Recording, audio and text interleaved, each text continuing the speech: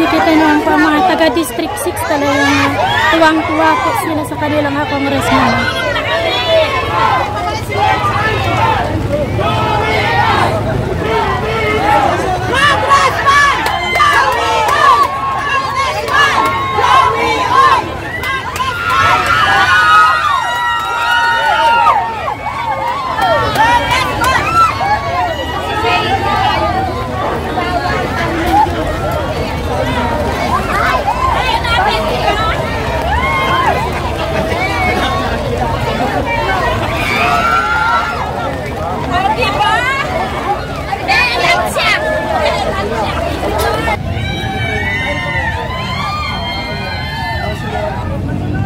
Good afternoon po. Gusto naman po ang naging na natin.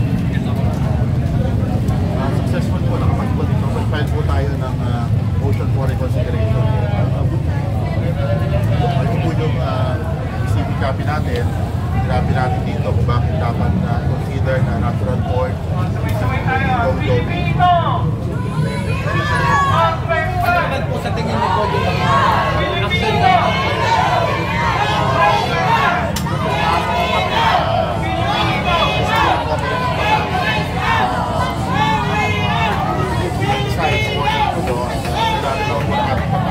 National Board Citizen naman kasi sa Tokyo. Piyasa naman po tayo ang party. Piyasa po tayo.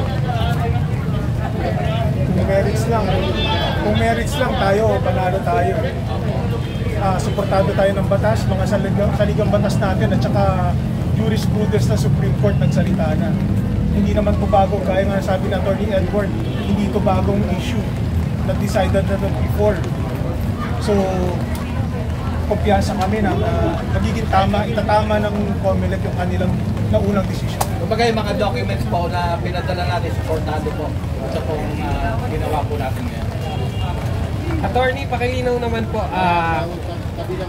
etong ngayon po, sino po talagang officially congressman current po ngayon po?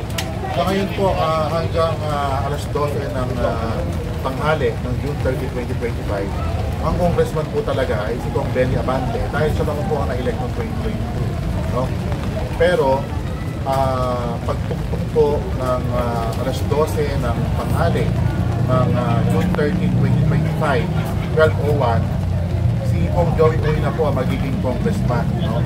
Maliban na lamang kung mag-desisyon po agad ang COMELEC na ibasura ang ating motion for reconsideration. Pero kung wala pong mangyayaring ganon, si Kong Joey Uy po ay magiging congressman na pagdating ng June 30, 12:01. At matanong ko lang rin po si Councilor Christian Uy, ano pong masasabi niyo sa mga supporters ni Kong Uy po? Papasalamat po sa mga pinakita pong suporta through online at saka tumalo pa po ngayon despite the bad weather sa pagpapile po ng ating MR na Attorney, nakapag-high na po tayo ng motion for reconsideration. Mga ilang po to, working days para ma-approve ako?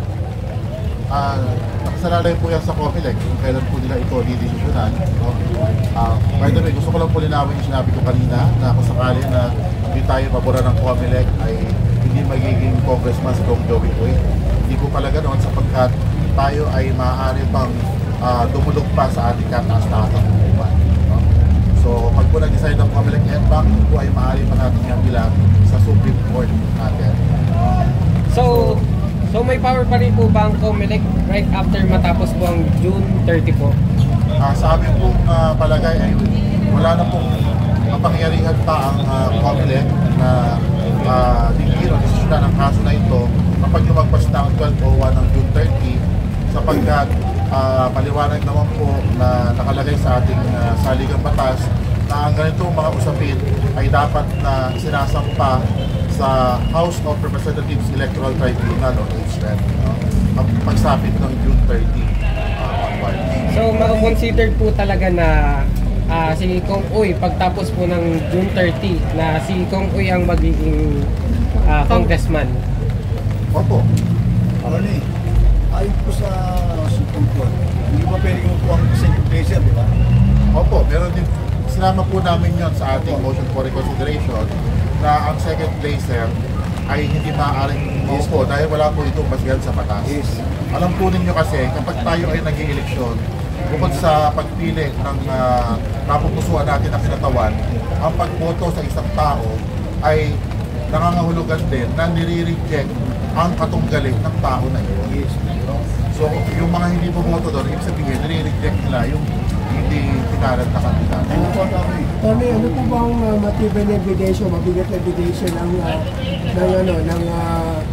dito na nagko-complain dun sa ating respondent? So, ngayon po, hindi ko alam kung ano ang kanyang mabigat na ebidensya, no?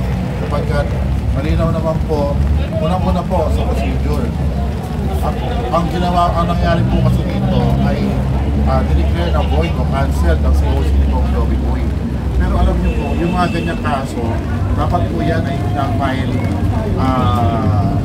not later than 25 days after filing of COC. Dapat po noong October pa o November pa po na-file yan. Pero sa pagkakataon ito, ang petition po nila ay na-file May 23, 2025 o 11 araw matapos ang eleksyon. Kaya nga po binabagin namin dito na tutusin, wala na po talaga kapangyarihan ng COMELEC para i-cancel pa ang COC. Kasi yung mga ganyang kaso usapin, dapat tinafile po yan 25 days after filing ng COC. Ito po, after election na file. So, attorney, kahit wala pa pong final decision regarding this si Kong Joey pa rin po ang Opo. Kasi po siya po ang bedrock naman ng COMELEC sa ating saligang batas din mismo. Nakalagay po doon sa ating Article 9 na ang pasya ng COMELEC Division ay maaaring idulog sa COMELEC EDBA. At sa rules of procedure po ng COMELEC, ang decision po ng division ay hindi nagiging final and executory kapag tayo ay nakapag-file ng timely motion for reconsideration. So ngayon po ang last day natin at nagawa naman po natin. So sa madaling salita, malakas ang laban natin. Malakas po, alam po ninyo, siguro tulungan niyo po kami na ipaliwanag sa taong bayan sapagkat ang sinasabi po kasi ng ating katunggali na dapat limit natin ang pagtingin sa 1935 Constitution para ma-determine kung natural born Filipino citizen pa si Kong Joey ko.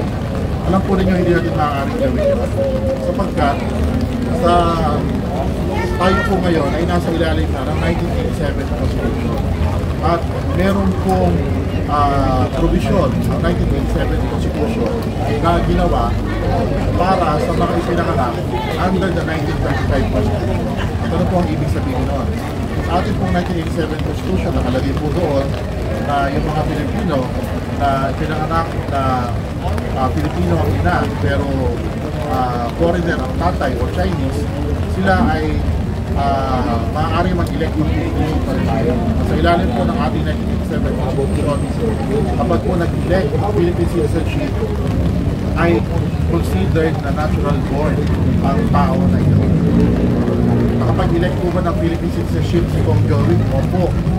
Sapagkat sa katulad po ni Kong Joey, no, na naturalize ang kanyang ama nung siya ay minor, sinabi po ng ating Korte Suprema sa maraming kaso na kapag ganyan ang sitwasyon, hindi kinakailangan ng formal election. Pwede ang informal election. Ang ginagawa po yan sa pamamagitan ng pagkaparehistro bilang botante o pagtakbo sa halalan. Kasi Kong Joey po, ilang beses na siyang tumakbo sa halalan, nagparehistro naman po siya bilang botante. At dito rin po siya nag-aral sa Pilipinas, dito siya sa Pilipinas. Yan po ay informal election na nagawa naman po niya. Kaya po, pasok po siya sa sinasabi ng ating 1987 Constitution na yung mga nag-elect ng Philippine citizenship ay deemed natural born Filipino citizen. Palagay niyo po ba, Tony, pinaniniwalaan ba ng COMELEC talaga yung the voice of the people is the voice of God? Ayun po, yan po ang Latin term po niya ay Vox Populi. Kung hindi ako nagkakamali, yan po ay nasa logo mismo ng COMELEC. Hindi naman pali! So, Joey tayo! Joey!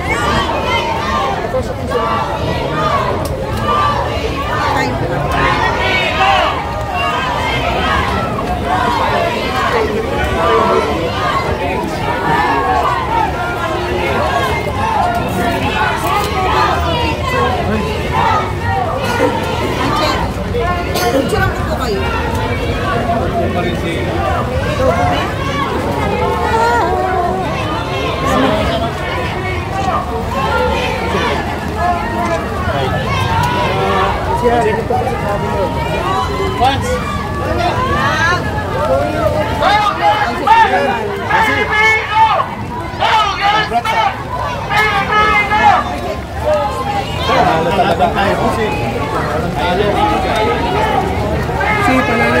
Si pananalita lang. Si pananalita lang. Sige daw, katulan. Konsi, na tayo.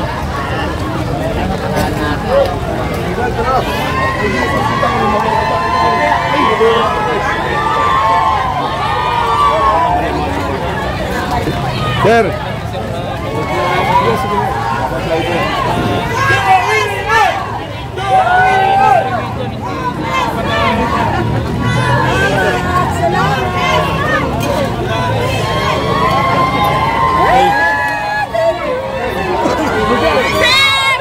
Okay na, sir!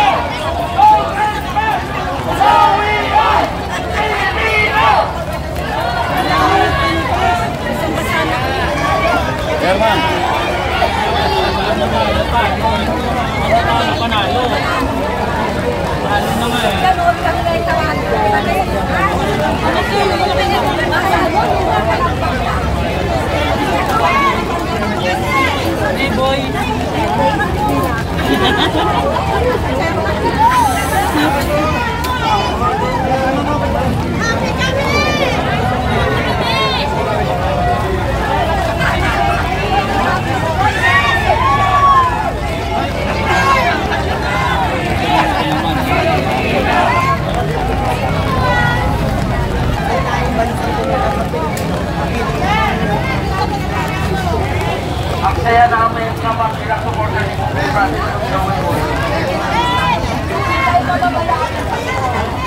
Hindi tayo pagbayaan ng Panginoon. Ito yung magsalaman ng Congressman Joey. Congressman Joey Filipino! Ayun na kasi kung diin.